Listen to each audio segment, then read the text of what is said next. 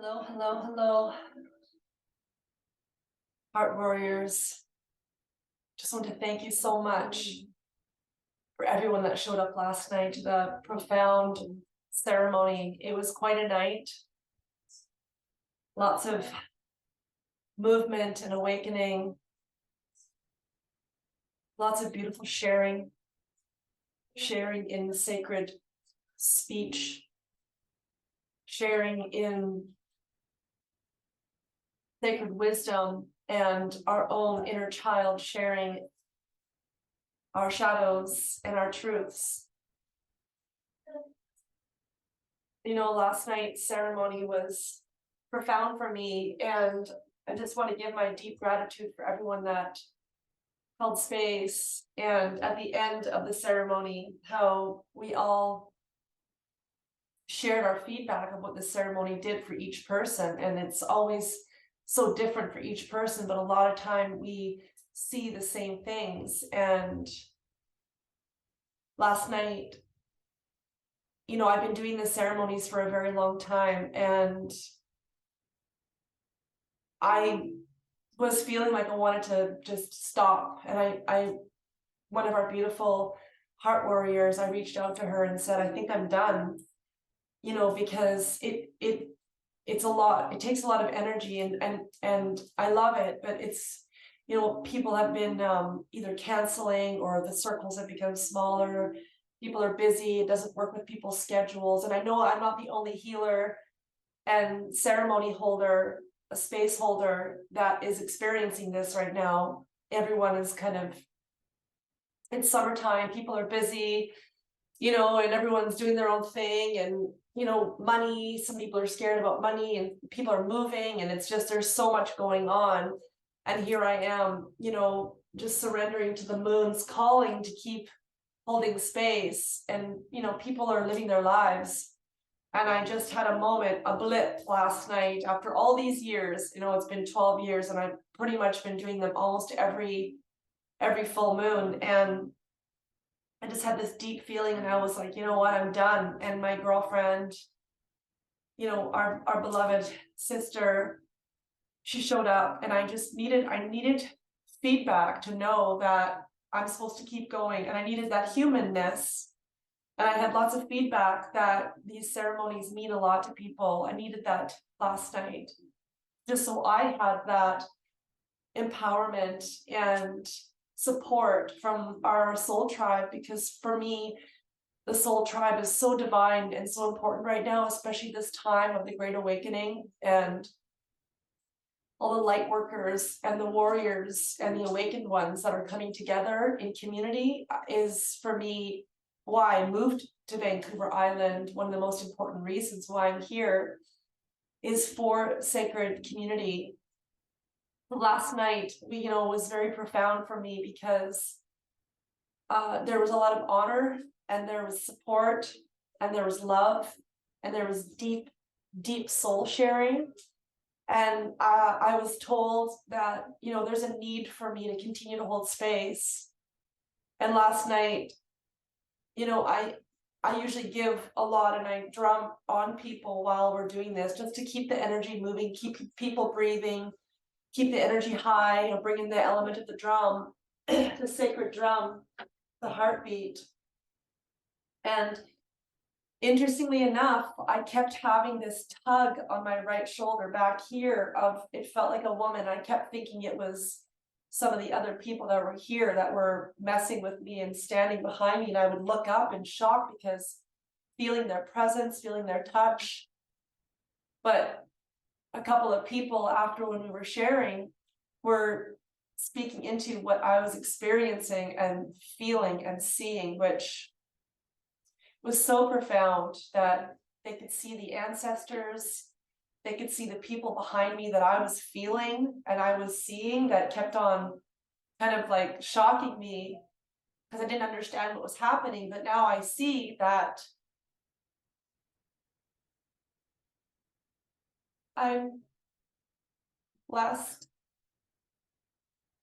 So I needed last night, and I'm just so grateful to everyone that shared, to all the people that are awake and willing to do the work, and that see the visions and have the courage to share what they see, because sometimes it feels crazy. You know, we're seeing fairies and we're seeing ancestors and we're seeing shapes and we're just being touched, and it's like, what's going on here? And it's a profound time for us to, you know, be alive and be chosen. Our souls chose to be here at this time, and when we can come together and really be raw and authentic and vulnerable and share and see these and speak into the things that we're seeing, it's magic, and it lifts our spirits.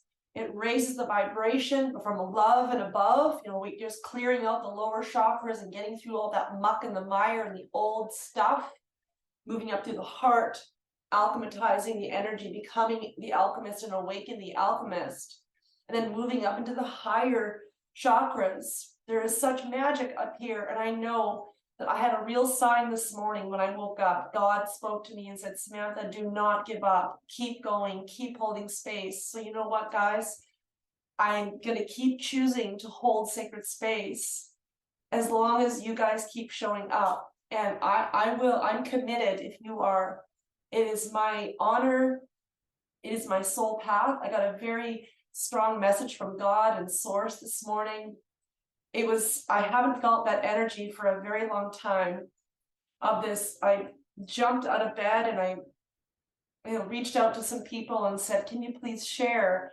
Because God said to do this, ask people for their help. And it was hard for me to ask people to share their testimony on a video, and, you know, please share your experience on a video if you can. It would mean so much. It's this weird thing about asking.